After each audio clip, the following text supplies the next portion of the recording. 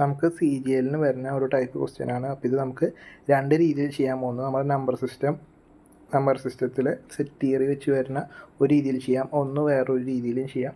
അപ്പോൾ നമുക്ക് ആദ്യം സെറ്റ് തിയറി വെച്ച് എങ്ങനെയാണ് ഈ നമ്പർ സിസ്റ്റത്തിൻ്റെ പ്രോബ്ലം ചെയ്യാൻ നോക്കാം. അപ്പോൾ ആദ്യം ക്വസ്റ്റ്യൻ വായിക്കാം. ഫൈൻഡ് ദ നമ്പേഴ്സ് ഫ്രം 1 തൊട്ട് 1000 വരെ which are neither divisible by 2 nor by 5. അപ്പോൾ 2ലും ഡിവിസിബിൾ ആവരുത്, 5ലും ഡിവിസിബിൾ ആവരുത്. അപ്പോൾ നമുക്ക് A യൂണിയൻ Bയുടെ ഇക്വേഷൻ അറിയണത് കൊണ്ട് നമ്മൾ എന്ത് ചെയ്യും? ആദ്യം ഡിവിസിബിൾ ആവണമെന്ന് കാണും, എന്നിട്ട് ഡിവിസിബിൾ അല്ലാത്തത് കണ്ടുപിടിക്കും. അപ്പോൾ നമ്മൾ ആദ്യം നമ്മുടെ വെൻ ഡയഗ്രാംസ് വരയ്ക്കുകയാണ്. അപ്പോൾ ആദ്യം 2ൽ ഡിവിസിബിൾ ആവുന്നത്, 2ൽ ഡിവിസിബിൾ ആവുന്ന പറഞ്ഞാൽ 2, 4, 6, 8, 10 അങ്ങനെ 1000 വരെയുള്ളതിൽ എത്ര എണ്ണം പറഞ്ഞാൽ 1000/2 500 നമ്പേഴ്സ് നമുക്കതിൽ കിട്ടും. അതുപോലെ ഇനി 5ൽ ഡിവിസിബിൾ ആവുന്നത്, 5ൽ ഡിവിസിബിൾ ആവുന്ന 5, 10, 15, 20 എക്സെട്ര അപ് ടു 1000 വരെ. അപ്പോൾ അത് എത്ര? 200 നമ്പേഴ്സ് ഉണ്ട് 1000/5.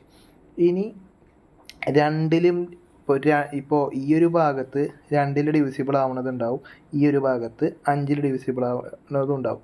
അപ്പോൾ നമുക്ക് ഒരു ഭാഗത്ത് 5ലും 2ലും ഡിവിസിബിൾ ആവണമുണ്ടല്ലോ, 5ലും 2ലും ഡിവിസിബിൾ ആവാന്ന് പറഞ്ഞാൽ 10ൽ ഡിവിസിബിൾ ആവാന്നാലും അർത്ഥം. അപ്പോൾ 10ൽ ഡിവിസിബിൾ ആവണ എത്ര എണ്ണം ഉണ്ട്? 100 എണ്ണം ഉണ്ടല്ലോ. 1000/10 എന്ന് പറയുമ്പോൾ 100 എണ്ണം ഉണ്ടല്ലോ.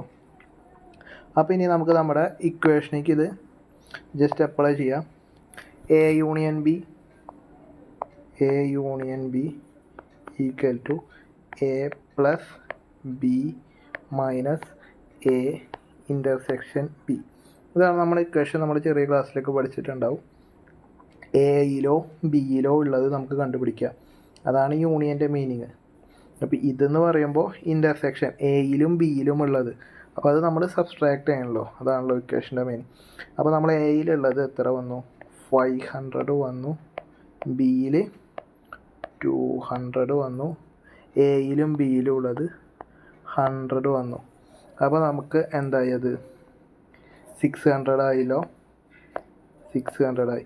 അപ്പോൾ Aയിലോ Bയിലോ, അല്ലെങ്കിൽ ഇവിടെ Aയും B എന്ന് പറഞ്ഞാൽ 2നെയും 5നെയാണ് ഉദ്ദേശിക്കുന്നത്.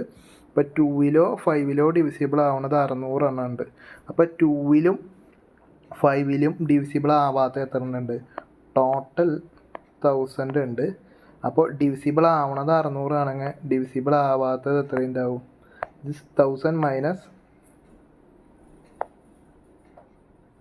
അപ്പോൾ 2ലും ഡിവിസിബിൾ ആവാത്തത് നമുക്ക് 600 കിട്ടി, ആവണത് നമുക്ക് 600 കിട്ടി. അപ്പോൾ ഡിവിസിബിൾ അല്ലാത്തത് കിട്ടാൻ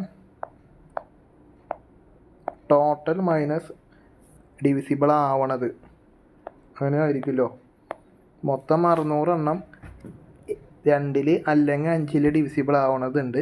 അപ്പോൾ ഇത് ടോട്ടലിൽ നിന്ന് ഈ ഡിവിസിബിൾ ആവണത് കുറച്ച് കഴിഞ്ഞാൽ ഡിവിസിബിൾ അല്ലാത്തത് നമുക്ക് കിട്ടുമല്ലോ. അപ്പോൾ നമ്മുടെ ആൻസർ 400 ആണ്. ഇതാണ് നമ്മൾ നോർമലി ചെയ്യണ മെത്തേഡ്.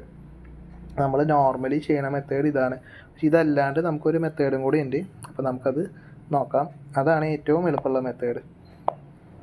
അപ്പോൾ നമ്മുടെ ഇത് 1000 ആണല്ലോ, ടോട്ടൽ നമ്പേഴ്സ് 1000 ആണല്ലോ. 1000 ഇൻറ്റു 2 മൈനസ് 1/2 ഇൻറ്റു, അപ്പോൾ നമ്മൾ ഏതാണ് നോട്ട് ഡിവിസിബിൾ എന്ന് വെച്ച് കഴിഞ്ഞാൽ ആ നമ്പേഴ്സ് മാത്രം എടുക്കുക. 5 മൈനസ് 1/5. അപ്പോൾ 1000 ഇൻറ്റു 1/2 ഇൻറ്റു 4/5. അപ്പോൾ ഇത് നമ്മൾ കട്ട് ചെയ്യണോ. അപ്പോൾ ഇവിടെ എത്ര വന്നു? 500 വന്നു. 5ൽ കട്ട് ചെയ്യുമ്പോൾ 100 വന്നു. 100 ഇൻറ്റു 4 400 വന്നു. അപ്പോൾ ഈ ടൈപ്പ് ക്വസ്റ്റ്യൻ ചെയ്യാനുള്ള ഷോർട്ട് കട്ട് ഇതാണ്. ഏതിലാണോ നോട്ട് ഡിവിസിബിൾ അപ്പോൾ അതേ -1 ആ നമ്പർ ഇൻറ്റു ഇനി വേറെ ഏതാണോ നോട്ട് ഡിവിസിബിൾ അത് ആ നമ്പർ -1 ആ നമ്പർ. അപ്പോൾ ഇങ്ങനെയാണ് നമുക്ക് ഈ പ്രോബ്ലം സിമ്പിളായി ചെയ്യാൻ പറ്റുക.